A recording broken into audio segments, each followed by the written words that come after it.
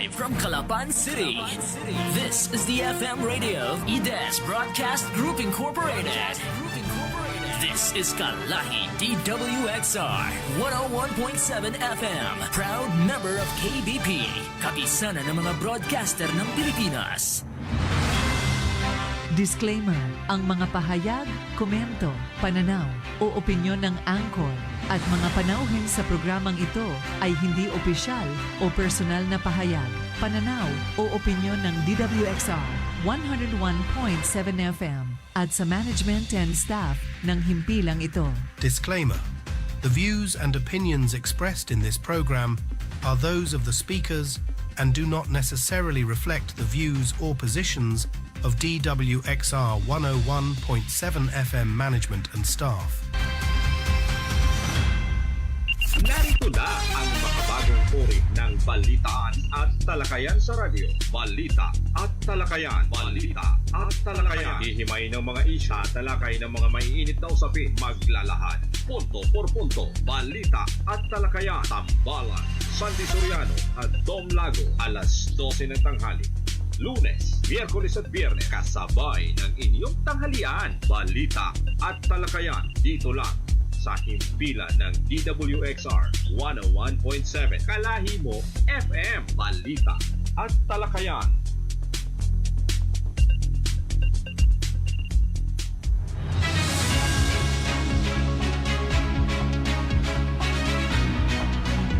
Yes, maulang umaga, no? Medyo maulan partner ngayon at kagabi. Siguro may mga parte na naman ng lugar na binaha, no? Pero bago tayo magtuloy-tuloy, pakilala muna natin yung ating kapartner. Magandang umaga po, mga kababayan nating sumusubaybay sa ating palatuntunang balita talakayan. Tama ka kasamang Sandy sapagkat alam mo, ine-expect ko na kagabi na nung pumatak yung ulan. Parang alam ko na sasabihin mo eh. parang alam ko na yung sasabihin mo eh. Wala tayong magagawa eh. Nasasanay na ako eh. Na pag pumatak, umulog, umulan, ang kasunod niyan. Kasi kahapon, kagabi partner, nasa isang titipon ako, no? At yun, mga taga Manila yung dumating eh. Mga bisita nung ni Mrs. At napag-usapan namin yung problema nga ng ating probinsya, yung malimit na pagpatay ng kuryente. Yung isang taga rito rin. Sabi ko, mamaya-maya mamamatay na ho yan. Sabi ng siya, hindi, mamaya-maya pa yan. Hindi nagkamali partner. Nung umulan at kumulog na, minsan nauna pa nga mamatay bago kumulog eh. Yun, nag-brown out at medyo matagal partner yung pagkaka-brown out kagabi. Halos alas 11 na nagkameron ng kuryente. Alam mo na nakakaawa kasi yung mga kabataan na kahit papaano isanay sa merong hangin, electric fan o ano man. Tapos dapat mas maganda kasi yung nalalaman natin yung schedule of brownout kahit papaano nakapag-prepare ang bawat member konsumidor. Ang problema kasi laging surprise eh, may pa-surprise eh. Basta partner basta yun na nga yung palatandaan diyan. Pagka medyo kumulog na kasunod na yan. Tapos akalain mo ang brownout. At biruin mo nagkaroon na ng kuryente ng bandang 11 o'clock. Namatay yata ng mga alas 2 na naman ng madaling araw. So pinadalawahan pa. Hanggang umaga parang alas 6 na nag-resume yung kuryente. Alam mo partner, sa isang interview napakinggan ko yung nagiging problema kung bakit nagkakaroon ng malimit na pag-brownout. Ang sinasabi partner yung yung mga puno, yung mga palapa. Di ba ang sinasabi noon una ay yung mga ibon, kung ano-ano mga nadapo daw diyan. Yun ang nagiging dahilan ng pag-brownout natin. Pero siguro hindi na mag-click yung ganung paliwanag, iba na ngayon. Alibay. Alibay, ito na yung sinasabi na yung pagdapo. Ayun naman parte ni expected na yun Bakit hindi magawa ng paraan na linisin? Kung yun talaga ang dahilan, yung mga puno na sumasayad, kaya nagkakaroon ng mga trippings dapat ginagawa na nila ng paraan, matagal na dapat na ginagawa yun. Paulit-ulit na Kumbaga kasi. may clearing lagi dapat sila. Paulit-ulit eh. So parang nagiging excuse na yun na pag sinabi mong gawa nung palapa ng nyug bumagsak Oo. Diba? Tapos may makita ka minsan yung mga posting na kaya nagkaroon tayo ng brownout kasi nag-trip yung linya ni Napocor, yung 69 kV, nagkaroon ng trippings. Yun guys, sa taon na sa mga ganitong pagkakataon, puro na lang trip-trip. At saka, kailangan ho natin dito yung seryoso na. Yung solusyon. Yung solusyon. Nakikita naman kung anong problema. Bakit pag may mga interview, nababanggit yung mga problema, bakit hindi nagagawa ng paraan? At saka, alam mo, may malalim kasing problema dyan sa tingin ko. Hindi lang yung, kasi tingnan mo, sa tuwing, lalo na ngayon, tag-ulan, ang i-expect ba ng member konsumidor na sa tuwing umulan na lamang at kumilat ay mamamatay yung kuryente? Na may lumapat na palapa na ibig sabihin, kinokondisyon nyo yung mind conditioning ang ginagawa nyo sa mga member konsumidor na ganito, namamatay na lamang. Hanggang kailan? Pag tag-ulan. Yun nga, tag-araw namamatay rin anong reason ngayon? Alam mo, isa lang nakikita ko rito na sa tingin ko ito'y personal na napapansin ko at sa tingin ko siguro isa sa mga nagiging problema nito yung transmission line nila. Kasi kung maayos yung transmission line, yung main transmission line nila, kahit anong ulan at kidlat dyan, bakit yung sa mainland, yung mga ibang probinsya papuntang norte, bagyo nga may kuryente pa, di ba? Ang tanong dito, bakit hindi nagagawa dito sa atin yan? Yun nga, partner, nababanggit naman na yun ang problema. Bakit hindi nagagawa ng solusyon? Hindi mo pwedeng paulit-ulit na yung ganun paliwanag na lang na papaliwanag mo dahil gawa ng mga lumalapat. Kaya nagkakaroon ng mga trippings. Anong solusyon ginagawa doon? Sa aking pagkaranasan matagal ko nang naririnig yan yung mga ganyang paliwanag. So ang problema pa din, partner, hindi rin yun yung hindi na nga maganda yung serbisyo mo, napakamahal pa ng taripa ng ating kuryente. Ngayon, sinasabi ng Ormeco, hindi naman daw sila nagtaas yung mga mga power producer, yung mga supplier, mga ganun, kung ano yung mga generation na charge, kaya daw tumaas yan, mga ganun. Isipin mo yung partner paano nga malulugi yung Ormeco lahat ay naka-charge sa taong bayan yung pwedeng ikalugi nila. So walang pagkalugi talaga. Wala. Oo. Kasi dahil naka-charge lahat sa sa taong bayan yung dapat na ikalulugi nila kasi nga ang sinasabi nila yung kooperatibang is non-stock, non-profit. Ibig sabihin, wala silang walang pinuhunang ganong kalaki. Wala ring dividendo. Wala ring kinikita. 'Di ba yung profit, 'di ba yung kita? Paano kayo nakakabili ng mga equipments dyan kung wala kayong kinikita? Tsaka partner, paano i-improve ang isang kooperatiba kung walang kinikita? Tsaka isipin mo paano sasabihin natin hindi kumikita malalaki nga yung salary ng mga empleyado diyan compared sa ibang ibang mga opisina, ahensya. Pati yung mga sinasabi nating matataas na katungkulan diyan. 150. Baka hindi na 150 ngayon. Dati nung una 150 lagi namin binabanggit yan yung position na bilang general manager. Hindi ko lang alam kung magkano ngayon yung salary. Bukod pa doon sa mga benepisyo tinatanggap ng mga empleyado, yung merong mga 13 month, 14 month. Yan, di ba? Kompleto sila diyan. May mga bonus pa. 'Di ba na minsan issue. Na-issue 'yang mga bonus ng ng mga empleyado hindi naman daw maganda yung serbisyong ibinibigay. So ang mga nandiyan sa opisina nakikinabang pero yung mga consumer na kasapi sa mismong kooperatiba, walang pakinabang. Hindi ka pwede yung mga bonus na yan i-bonus na lang natin sa mga member consumer. Hindi ko lang alam, partner, yung isang programa ng Ormeco noon, nung programa ng Ormeco noon, yung pag may namamatay yata na consumer o kaya kamag-anak, meron kang makukuhang burial assistance. Minsan may nakasabay ako doon nagbabayad, nag-claim ng burial assistance, pinabalik-balik na lang daw. Siguro may isang taon na yata, pabalik-balik doon yung kawawang ali tatawagan na lang daw pag na-approve na yung burial assistance. Awan ko kung tuloy pa yan hanggang ngayon. Yung programa na yan. Kaya ano pa din kasama pa din yan, yung nirereklamo. ng ating mga kababayan na yung pagkasira ng mga appliances nila. Oo. Totoo naman, may mga nasisira. Ha? Ako'y biktima ako eh. Oo, biktima, 'di ba? Yung sinasabi yung pagkasira ng escalator diya sa gawa daw. Ewan ko ha, kung may katotohanan 'yun, gawa daw ng patay sinding Ormeco. Oo, at saka ang sabi kasi ng mga expert diyan na kuno, wala daw epekto yung patay sindi ng Baka hindi eksperto kuryente. 'yun. Baka naman di eksperto yun at gumagawa lang ng kwento. Ayaw ko kasi banggitin yung pangalan niya kasi talagang hindi naman yata eksperto. Talaga naman pag tinanong mo yung mga technician, talaga nakaka-apekto yan. Sabi nila, hindi daw nakaka-apekto eh. Dahil ano daw ang kinalaman nun dahil ano lang naman. Pero kung papansinin mo talaga, once na dumating yung kuryente, yung nag-fluctuate yung kuryente, mapapansin mo talaga kasamang sandi eh. Yung appliances mo. Masisira talaga partner kasi unang pasok nung kanyan bumababa yung power niya tapos biglang lalakas. Kahit sa ilaw makikita mo eh. Oo. Na lumalabo tapos biglang liliwanag na tudong-tudo.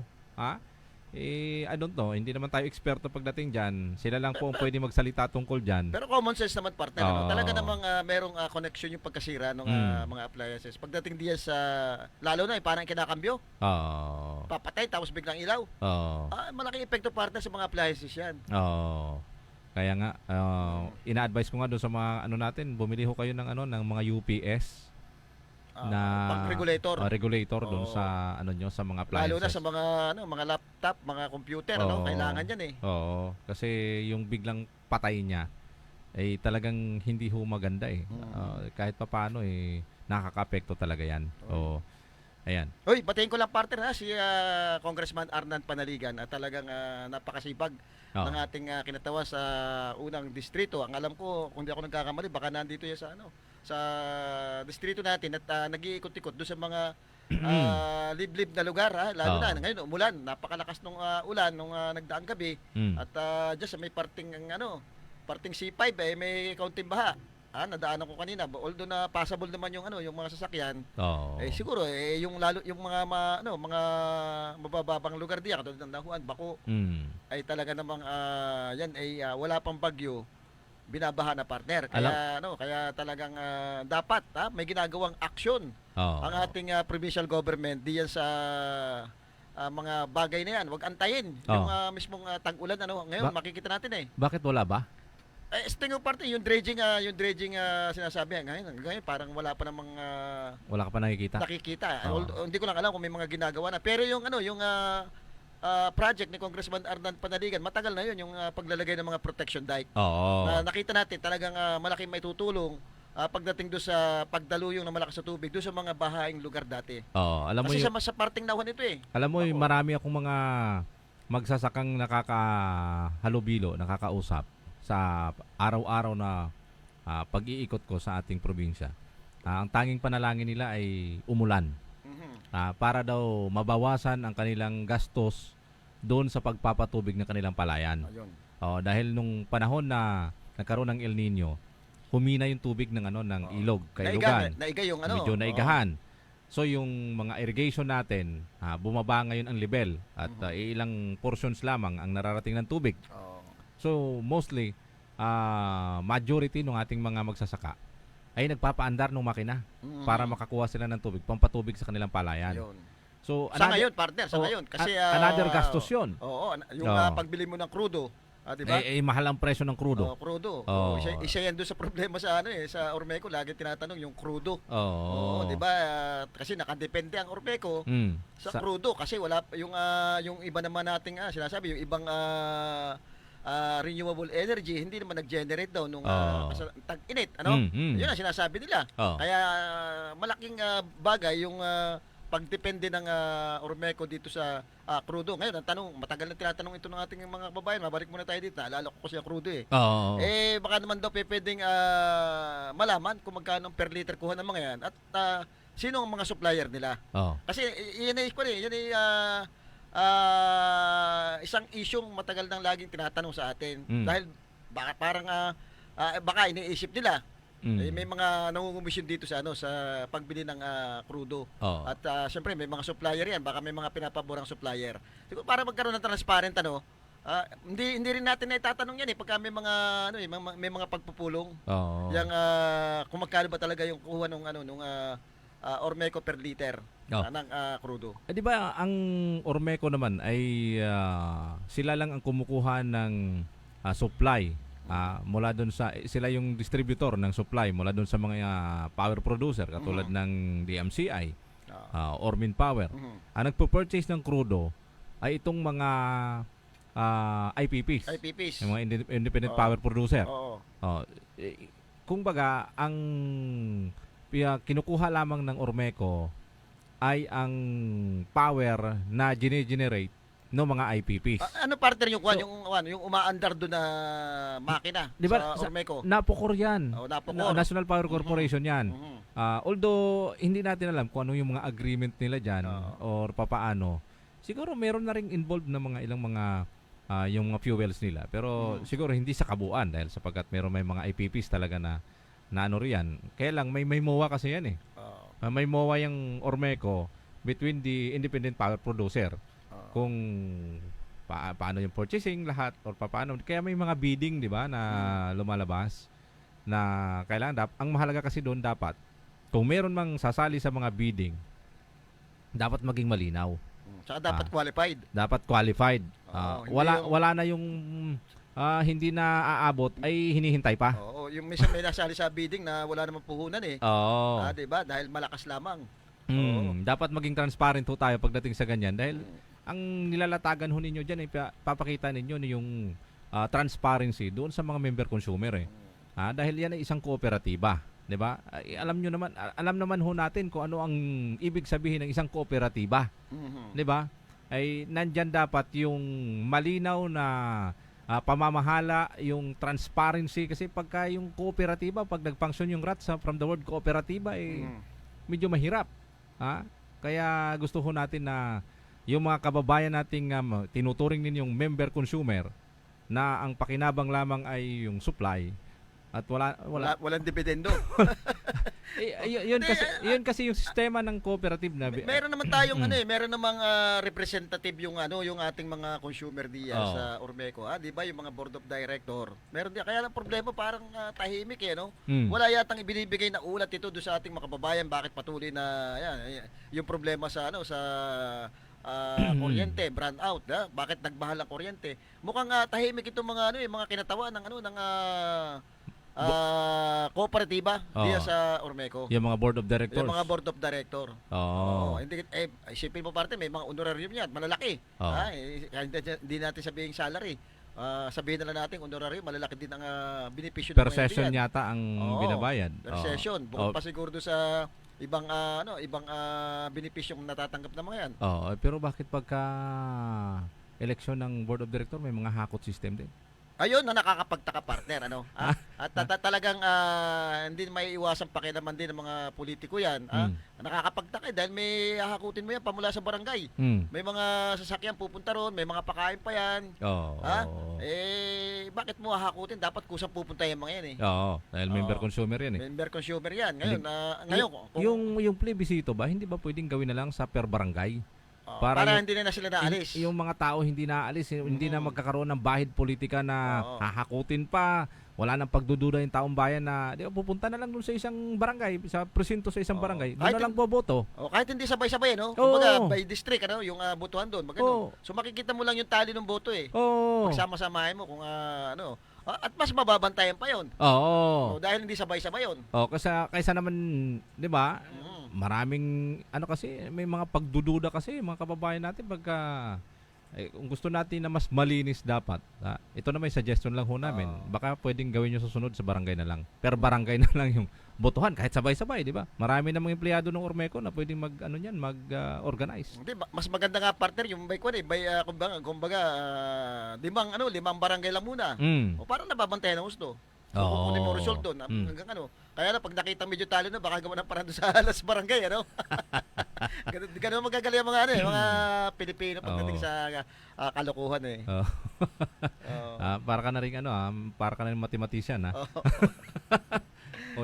paring Sandy, partner, isa sa mga binabantayan ngayon ng DOLE, yung magiging epekto ng wage hike. yung pagtaas. Yung 35 pesos. Yung 35 pesos na dagdag sweldo doon sa ating mga labor. Baka daw marami na matatanggal sapagkat siyempre yung mga kumpanya, kung halimbawa meron kang empleyado na 1,000 na empleyado tapos merong wage hike, i-times mo sa 35 pesos, magkano ang idadagdag mo? Per day. Per day yun, ha? Per day. Kung halimbawa 100, merong 35 pesos na dagdag, meron kang idadagdag ngayon na 35,500. Medyo malaki yun. Pero partner, yung 35 pesos na yan, parang tinatawanan ng mga labor group na hindi rin daw makatuwiran, yung decision na 35 pesos lang yung dapat itaas, sinasabi kasi nga ito tunggalian ng mga employer tsaka mga labor group, kasi hindi naman basta binibigay ng mga negosyante yung dapat ibigay doon sa mga mga labor group. Talaga nilalaban yan. Bago ibigay ng yan, dapat meron talagang kumbaga may mga paghiling itong mga labor group. Hindi basta ito binibigay ng mga employer.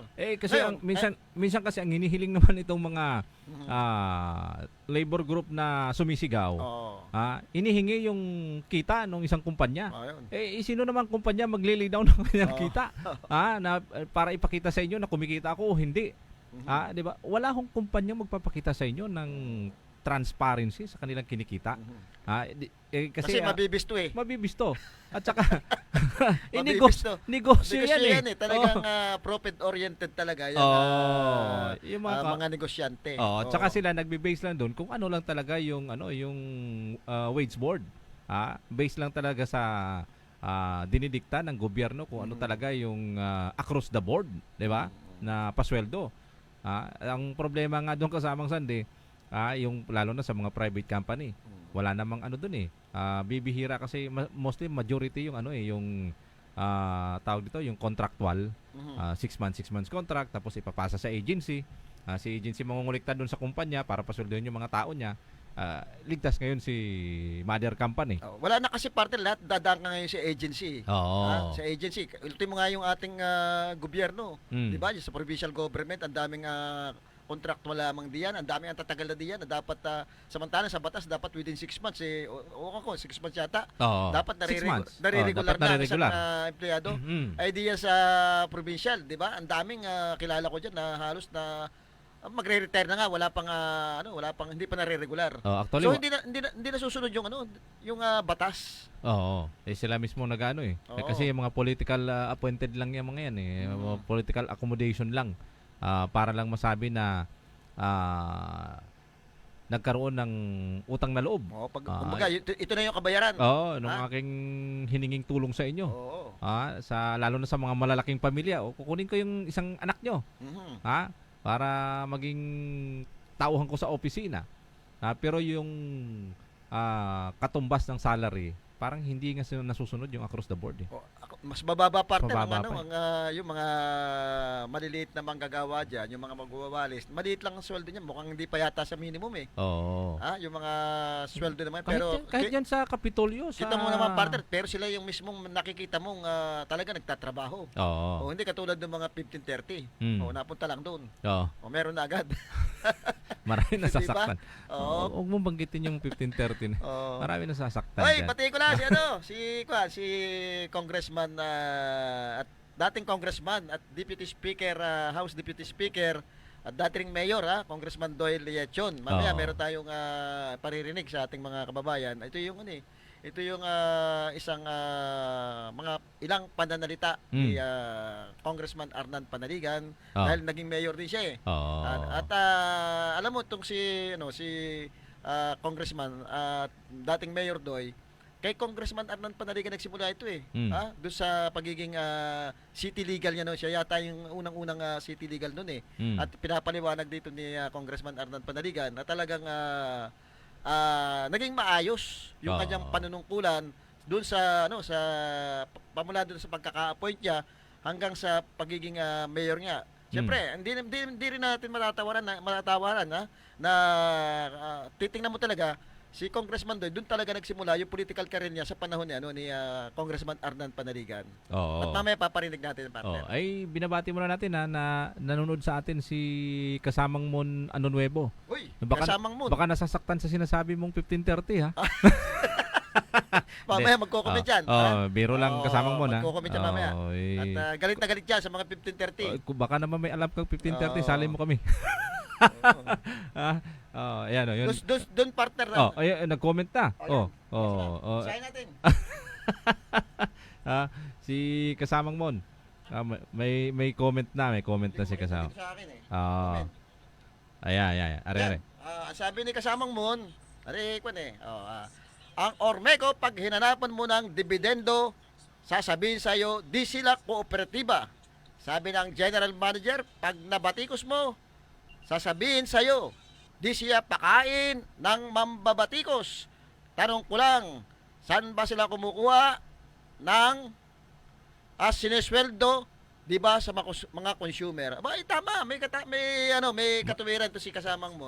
May punto ka kasamang kasi mo. minsan nga, yung, di ba, na-issue diyan yung mahilig na nambubuli, na pag may reklamo yung mga consumer, sa halip na pakinggan yung reklamo, ay papalagbag bang sasagot? Binabara pa. Binabara pa. Sa totoo lang, hindi dapat ganun. Yung may katuwiran talaga, na ang sinesweldo nyo diyan ay galing sa mga member consumer. Kaya wag nating bubulihin yung mga kababayan natin. Ay totoo, may problema naman talaga malaki ang problema natin sa power supply at talaga namang hindi maiiwasang mag-init ang ulo ng ating mga kababayan dahil yung trabaho nila minsan apektado.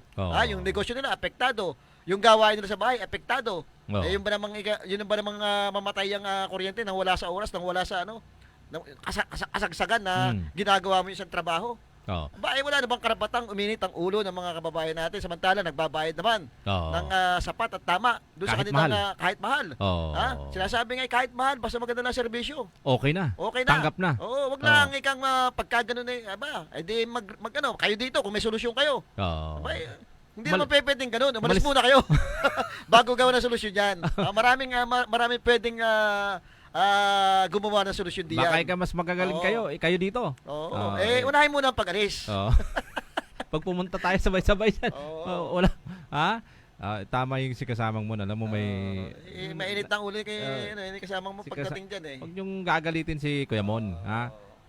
Alam niyo naman medyo maedad na rin tong taong ito. Kailangan ito lagi pampalamig sa kanyang katawan. Pag nag-iinit ito medyo kakaiba naging resulta sa nga pala, sa Vice Governor, iba tayo ng usapan. Ilan ba maglalaban diyan? Nandiyan yata si dating Vice Jojo Perez. Yung isa, si Vice, si Katanggol. Si Mon. Attorney Mong De La Puente. At saka si anak ng dating Congressman at Governor Joanna Valencia.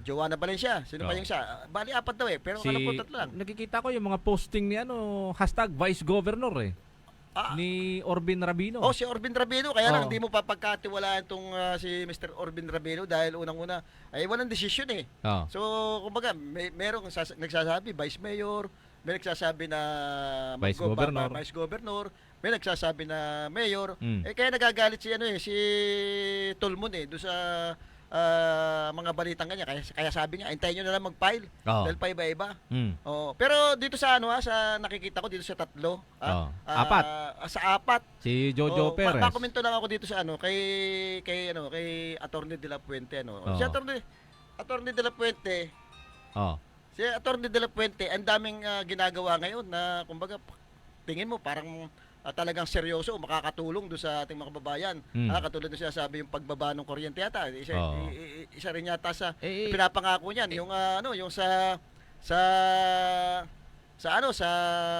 pamasahe sa barko. Alam mo, di ba? Nakakatuwa itong ginagawa ni Attorney Mong. Ang problema, hindi tayo binagbibigyan ng pagkakataon para ma-interview itong si Attorney Mong. Kami humihingi lang kami ng appointment para sa inyo for interview kung ano yung gusto nyong mangyari. doon sa issue. Wala kaming inaanong politika, hindi ho namin kayo pinopromote or papaano. Kaya nga sinasabi ng ating mga kababayan, bakit ngayon lang ito lumabas?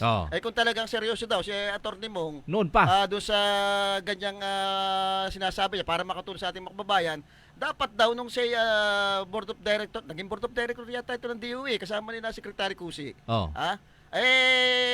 Dapat noon pa niya ginawa yung sinasabing pagtulong dito sa ating mga kababayan dahil nasa posisyon sila eh.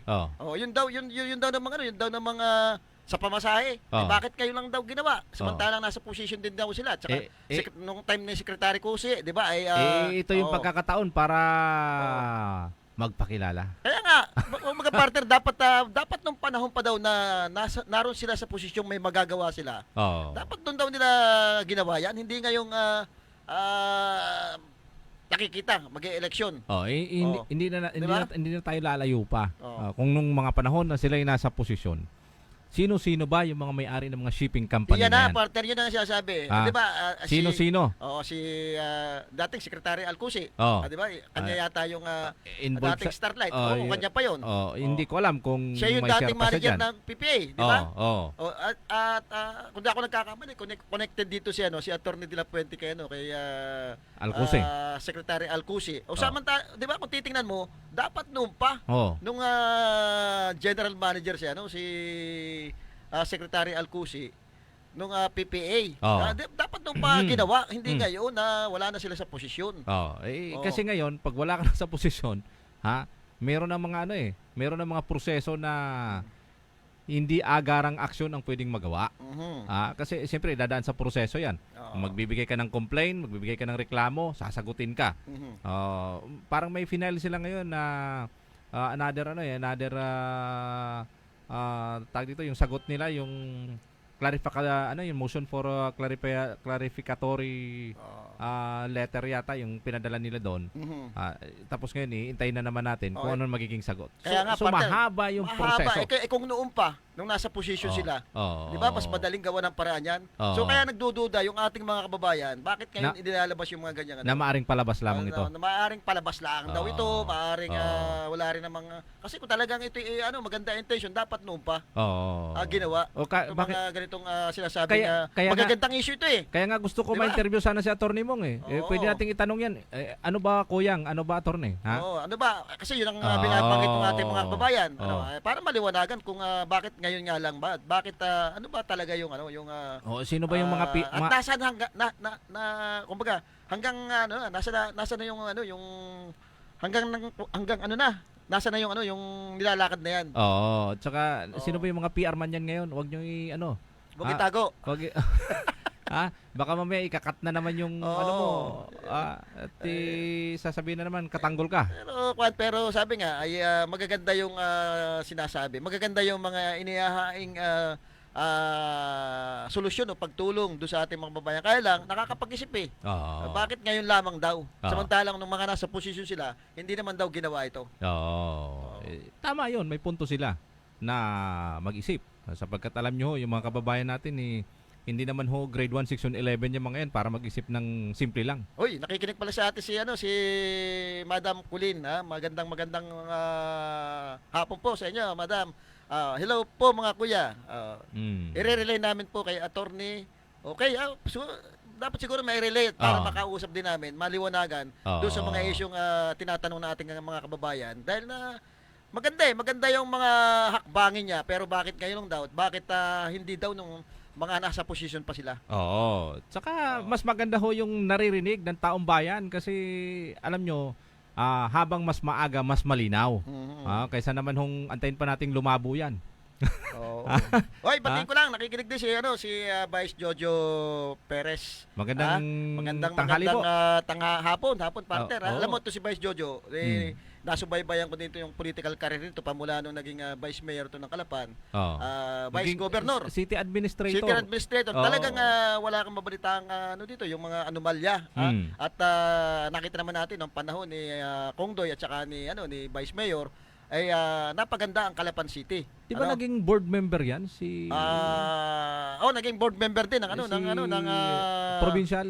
Provincial. Talagang makikita mo yung kwalifikasyon niya, qualified talaga eh, nung time na nung time na nanunungkulan niyan bilang vice governor. Ito yung nagdagdag pa ng ilang taon do sa 25 years mining moratorium na dito para mapalawig pa eh. Kaya yung effectivity talaga makikita mo nung kinontra ng mga ito sa pangunguna niya yung pagmimina ng armorak, yung pagmimina ng mga kung ano ng buhangin. Nakita mo partner kung paano siya pinaglaban niya. Tanda ko pa nga yung kasagsagan ng pandemic. Yung mga pondo na kasagsagan ng pandemic, talagang inilaban nila yung budget ng health para palakihin. Kasi nga nakikita mas pangangailangan ito ng taong bayan, ating kababayan kaysa doon sa mga infrastruktura. Kasi nung infrastruktura tsaka yung health So although hindi talaga nila nakuha yung gusto nila nalakihan yung pondo ng health. At least nakita natin na talaga sila seryoso pagdating doon sa mga prioridad na pangangailangan nating mga kababayan. Kaya alam niyo kasama diyan si Vice Bong Brocal. Makita mo itong mga ito si Konsehal si Bukal Idel Ilano, si Bukal Jose Niria. Yan nakita ko partner na talagang nanindigan lamang ng husto pagdating sa sa mga mahalagang issue na kinakaharap ng ating lalawigan pagdating diyan sa sangguniang panlalawigan. Pero marami pang issue ho diyan sa sangguniang panlalawigan na dapat nating alamin. Sapagkat yung mga board members natin, sila ho yung ating kinatawan ng bawat distrito, sapagkat kung meron ho tayong kinatawan ng mga board members sa sangguniang panlalawigan, ilan yan sila? 5 sa first district, tapos 5 din yata sa second district. Meron pa po tayong mga ex officio, yung kinatawan ng sangguniang kabataan, yung minority. May minority, liga ng mga konsehal sa Oriental Mindoro. Wala na yatang Vice Mayor's League parang liga ng mga kapitan. Si City Councilor Ronald Liachon, siya ang representative ng liga ng mga konsehal. Liga ng mga konsehal At isa rin yan, partner sa talagang nakita ko yung paninindigan niya pagdating sa yung paglaban sa Armorak. Yang nga si Konsehal Ronald Liachon. Bukod doon ay talagang pagdating sa City Councilor, madami yang naiakda na batas na napapakinabangan na ngayon. Napakasipag din ito si Konsehal Rona. Liachon din rin matatawaran ng kakayanan. Tsaka alam niyo, hindi naman namin sinabi sa inyo na itong mga tao nito iboboto nyo ang nililinaw ho namin dito sa inyo, pagdating ho ng eleksyon, pumili ho tayo ng mga tao na karapat-dapat at kaya nilang gawin, gampanan ang kanilang posisyon. Mahirap po dumikta sa inyong kagustuhan ang gusto lang ho namin maging malinaw sa inyo na ang inyong karapatan ay dapat ninyong i-exercise nang walang humahadlang. Madali naman partner pag-aralan niyo yung mga track record na talagang nakita natin kung sino talaga yung karapat-dapat na talagang nanindigan para doon sa kapakanan ng ating mga kababayan. Katulad nitong si Konsehal Popong ng Victoria. Ito pala yung maganda ang track records ng konsehal na ito, ng mama na ito. Tsaka partner niya, yung mga Ortega, diyan nagsimula yung yung mga makikita mo yung mga madaming na ipagawa yan Yung mga infra projects diyan. Infra project hanggang ngayon nakatayo yung mga naipatayo ng mga Ortega diyan. Yung mga farm to market roads na naging simentado ngayon. Kagagawan ho ng mga Ortega yan. At saka itong si Konsehal Popong Ortega, kumandidato ito ng independent, naging pantatlo ito. Ibig sabihin, maganda yung record mo. At saka pagkakaalam ko dito, talagang ito galit sa mga illegalista, partner. Ayaw niya ng may mga kung ano mga illegal na gagawin diyan. At kung titingnan mo, partner, diyan talamak ang maraming illegal pagdating sa sa Victoria. Andiyan di umano yung mga illegal logging, yung mga illegal na sugal. Yung anti-mining, diyan na hinawakan noon ng Mindex, Intex, Crew Minerals. Ito hong mga Ortega na ito, isa sa mga lumalaban dyan. Hindi pumabor. Para kontrahin yung pagmimina dyan sa parting Victoria yan Parting Victoria na yan. Tsaka sa Villa Cerveza. Kaya alam ho ng mga kababayan natin dyan kung sino yung mga politiko na nararapat na muling maglingkod at magpaunlad pa ng kanilang lugar. Itong mga Ortega na ito, mga maayos ang track record nito siyempre, itong si Popong yata, itong nag-iisang Ortega ngayon na handang tumayo bilang punong bayan diyan ho sa bayan ng Yun Victoria. nababalitaan natin, partner. Hindi naman natin pinopromote. Kaya lang nakikita natin kasi nung kasagsagan pa maraming issue diyan sa Victoria na talagang pagdating sa sa konseho pinagtatalunan. Ngayon, may mga issue diyan na talagang hindi niya pinaburan. Yung mga infrastruktura na dapat ay siguro hindi naman prioridad, tinanggihan niya ito. Although sasabihin kahit kakaunti sila, nakikita mo yung paninindigan ng isang politiko kahit na kakaunti kayo, pag alam mong hindi dapat ay talagang hindi ka papabor. Hindi yung katulad ng iba na talagang makikita mo sunod-sunuran lamang doon sa sasabihin natin yung namumuno na kahit alam nilang mali o baka naman nakikinabang din sila ay pumapabor na agad. Pero si Konsel Popong talagang ito'y nakita natin talagang may mga issue diyan na hindi niya pinaboran.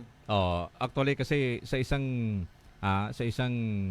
nanunungkulan bilang isang legislative member kasi itong mga konsel to mga nasa legislatura to mga to sila yung mga gumagawa ng batas, ordinansa, resolusyon sa kanilang bayan. Kasi yung paggawa ng isang batas, resolusyon, pinag-aaralan yan titingnan mo yung alin ba ang talagang majority na nakakapabor sa ating mga kababayan. Pag sa tingin siguro niya na talagang hindi naman kailangan at baka magiging hadlang lang sa pag-unlad ng isang bayan, doon siya pumapanig sa tamang pamamaraan.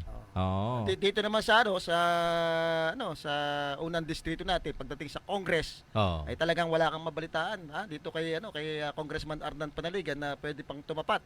Dahil yun ang kagandahan, partner talagang pagka talagang nagtatrabaho ka ng maayos, ginagawa mo ng maayos yung tungkulin at talagang alam mo yung mga proyektong prioridad ng ating mga kababayan, matatakot talaga. Tsaka sino pang haharap sa iyo diyan? Kumbaga magandang ginagawa So, yun ang dapat tularan ng mga politiko na sa unang arangkada pa lamang pakitang gilas na agad. Gawin agad yung mga nararapat para sa ating mga kababayan. At pagdating ng malapit ng halalan ay sigurado wala kayong magiging problema. Kumbaga, mahihirapang tumapat sa inyo dahil maganda yung record nyo Maganda yung plataforma nyo ginawa. Di ba? Ibig sabihin hindi na kailangang sumampa sa dump truck at hindi na kailangan, partner. Mag-live. Mag-drive. Baka mamaya mabangga pa ng aksidente. Ganun ba? Oo. Alam nyo, kanya-kanya kasing pamamaraan yan kung papaano ang sistema ng pagpapakilala at diskarte sa politika. Minsan ho kasi nakikita ho ng ating mga kababayan alam mo kasamang sandi yung mga gumagawa kasi ito yung mga sinasabi na trapo yung mga traditional pa politician yung mga istilong mga kumita na wala namang naging magandang resulta doon sa ating mga kababayan yung mangako, puro pangako na wala namang na-deliver doon sa mga puro pangako lamang. Si Congressman Arnan Panaligan talagang yung sinasabi natin lagi yung may patunay, may resibo. Yung kanyang panunungkulan. Yan partner dapat dapat tularan ng ating mga politikong nakaupo Actually wala namang masama kasamang sanding mangako ka kung matutupad mo. Tsaka yung at saka pag pinangako mo at sinabi mo, gawin mo. Yung hindi nang bubula. Pag nangako kayo, kayong humawak ng bola para hindi kayo mapagkamalang ng bobola. Katulad partner niyan, nung before election, merong isang mataas na politiko diyan, nangako isosolve daw yung problema sa kuryente. Yun ang battle cry niya Kaya siya nanalo dahil talaga naman galit na galit ang mga kababayan natin doon sa nangyayaring brownout. Nung nanalo siya nakaupo na, inuulit pa rin yung pangako na yon ay nung bandang huli tinatanggi na hindi daw hindi kaya at walang jurisdiction ng provincial government pagdating diyan sa So ibig sabihin nung nangako siya, hindi niya ni-research na wala palang jurisdiction. Biglang matras. Ganun pala yon. Okay, siguro partner, gusto ko lang i-play yung isang patunay na si Congressman dating Mayor Doy Lechon, talagang napakaganda nung kanyang mga request. Kasi ultimong si Congressman Arnon Panaligan ay may mga sinabi tungkol doon sa kanyang panunungkulan. Pakinggan natin. Pakinggan ho natin yung ilang mga pananalita ni Congressman Panaligan. Paunang tagumpay sa kanyang propesyon, panahon na upang bigyang daan ang pagtupad sa kanyang pangarap, ang pagsisilbi sa kanyang mga kababayan. Natutuwa ako na naging kasama ko rin sa trabaho si Attorney Doy Liachon way back in 2001. Napakabatang abogado pa niya anong panahon yon. At ako naman noon ay last term ko doon sa aking unang round ng pagiging city mayor 2001. So, inoffer ko kay Congressman Doy Liachon yung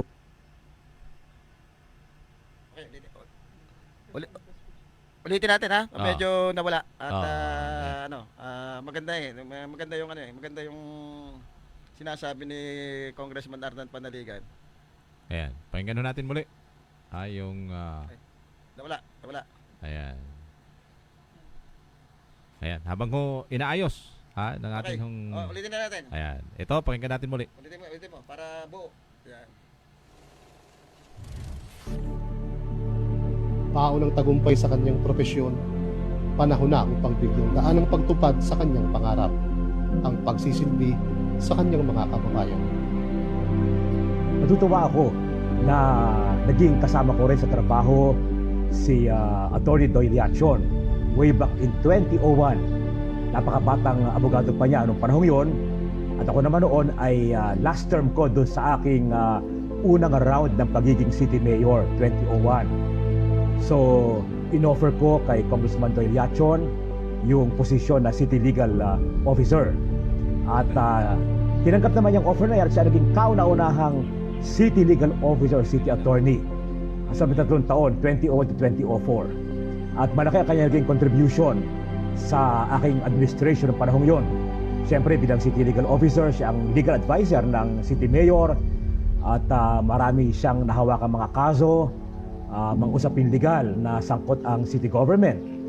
At naging siyang OIC noong ng City Business Permits and Licensing Office, concurrent capacity yan. Kaya malaki ang kanyang naging papel na ginampanan ng panahong yon. At naniniwala ako yan na naging pagkakataon upang siya ay magkaroon ng magandang simula sa larangan ng public service. Yan ang kanyang first job sa government. At nagampanan niya yan. At naging stepping stone niya yan. Fast forward, naging city mayor siya ng City of Calapan noong 2007. Nakatapos ng 2 terms at naging congressman ng 1st District kung saan kasama rin ang Calapan City at 7 bayan pa from 2013 to 2022. At nakita naman natin ang kanyang maayos, mahusay na performance bilang kinatawa ng 1st District. Nag-umpisa 2013, nagtapos siya bilang Senior Deputy Speaker.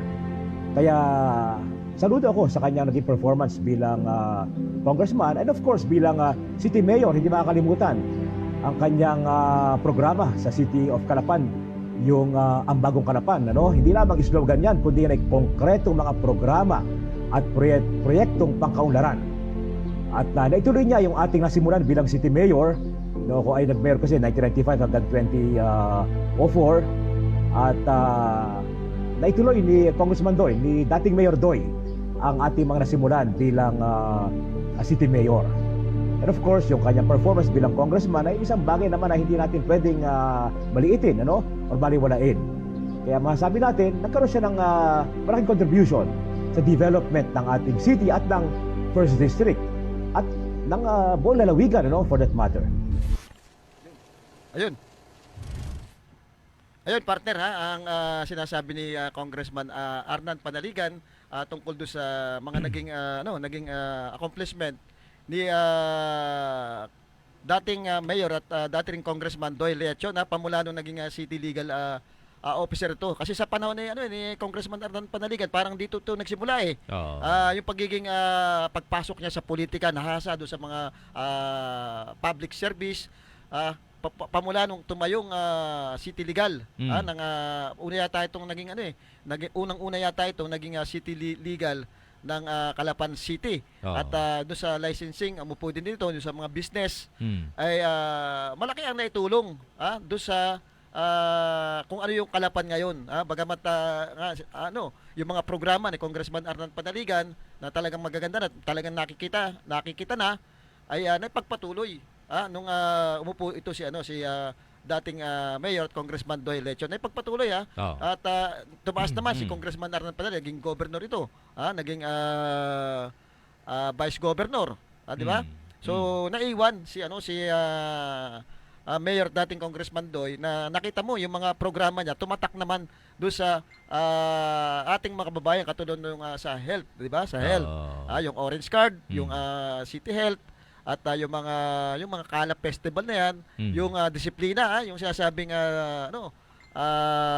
bagong kalapan. 'Di ba? Yung bagong kalapan. Naalala ko partner namimiss ko yung yung basura. Yung basurero, 'di ba? Pag nadating ng madaling araw yan, may kumakanta pa eh. May kanta yan eh. Kung magigising ka, lalabas mo yung basura. Napakalinis partner nung kalapan nung panahon na yon, na talagang marami tayong mga galing Maynila, yung iba mga nagbabakasyon dito. Kitang-kita yung pagbabago, tinatanong sino yung mayor niyo dito. Napakalinis, napakagaling. At yung political will niya, yung nagkaroon ng malaking pagbaha dito, napakilos niya lahat yung sektor ng ating bayan para lang magkaroon ng sandbagging doon sa ilog, doon sa ilog na nagiging sanhi nung baha. Ito yung action man eh. Pagdating yung bagong palengke, 'di ba? Yung palengke, napakaganda ng palengke nung bagong gawa ito, kompleto, mayroong tumatakbo yung escalator. Ito yung mga programa na masasabi mo hindi drawing, may resibo na andyan nakatatak. At nakikita yung mga proyektong ito.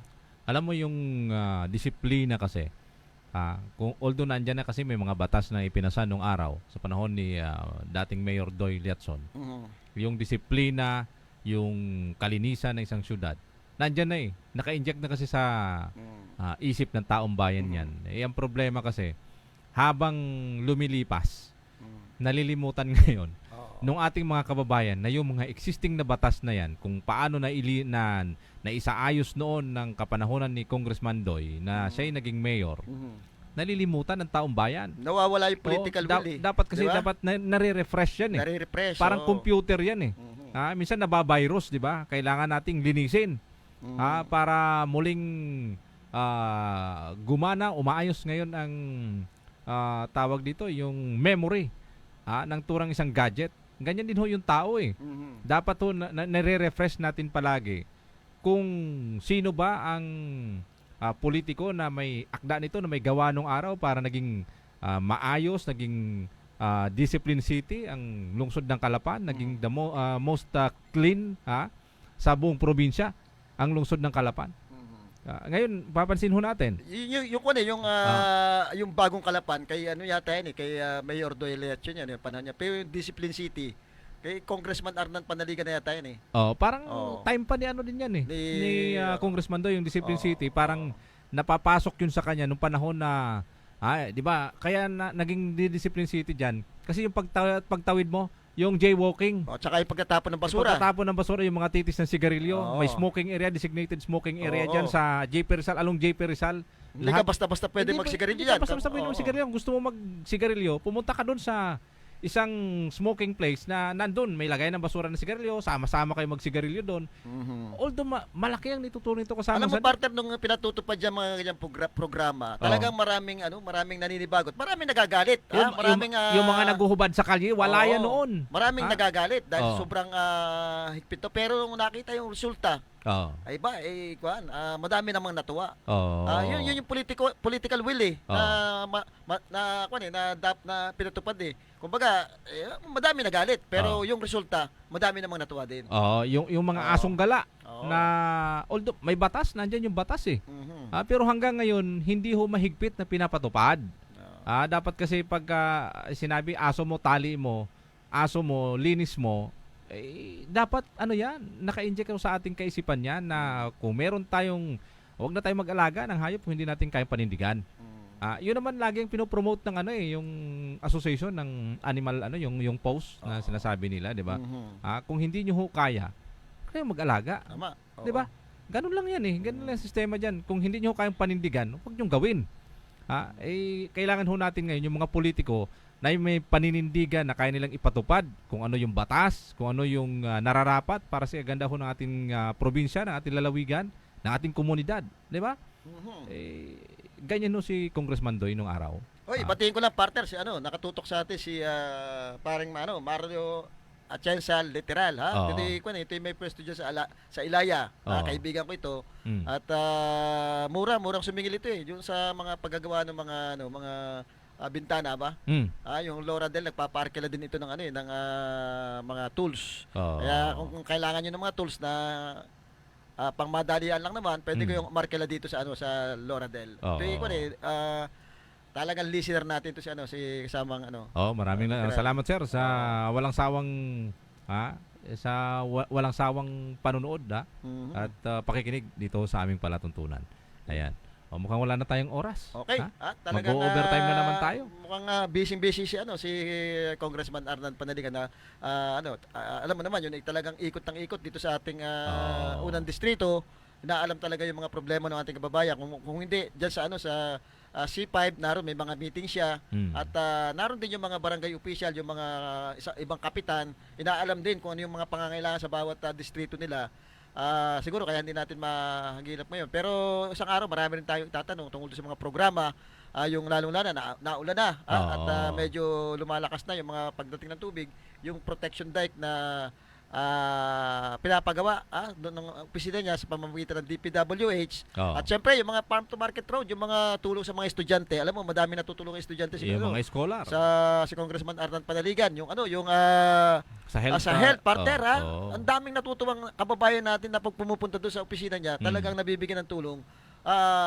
Kumbaga, hindi masyadong mahigpit sa mga requirement. Pagka emergency talagang maibibigay yung pangangailangan. Kahit na kaunting tulong, nakakapagbigay. Yung ating, minsan malaki pa nga At natutuwa naman si Congressman Arnan Panaligan dahil alam niya, pangangailangan niya ng ating kababayan. Kasi pag pumupunta daw siya doon sa mga lugar na kahit mga bukid-bukid, may mga lumalapit sa kanya at nagpapasalamat. Salamat po doon sa mga tulong na ibinigay nyo nung kami na-confine o napapunta sa ospital. Ayan, wala na kaming oras sa mga kababayan ho nating gusto magbigay ng kanilang mga reaksyon. Wag ko kayo mahiyang magmensahe sa aming Facebook page. Dahil naka-live ho kami at pwede ho kayo mag-text sa mga sa ating mga text line dito sa Kalahimuan 1.7 FM. Ayun, nag-message si Kong Arnan at nasa meeting pa. Kaya alam mo, busy talagang madaming ina-attend itong pagpupulong para alamin lahat yung mga dapat ibigay do sa ating mga kababayan. Ayan. Maraming salamat ho at sa kay Congressman Panaligan na walang sawang gumagawa ng mga hakbangin para tulungan yung ating mga kababayan sa unang distrito. Paalam tayo. Tom Lago ho, maraming salamat sa inyong ginawang pagsubaybay. Siyempre, Sandy Soriano po yung nakasama ngayong hapong ito. Magandang hapon po.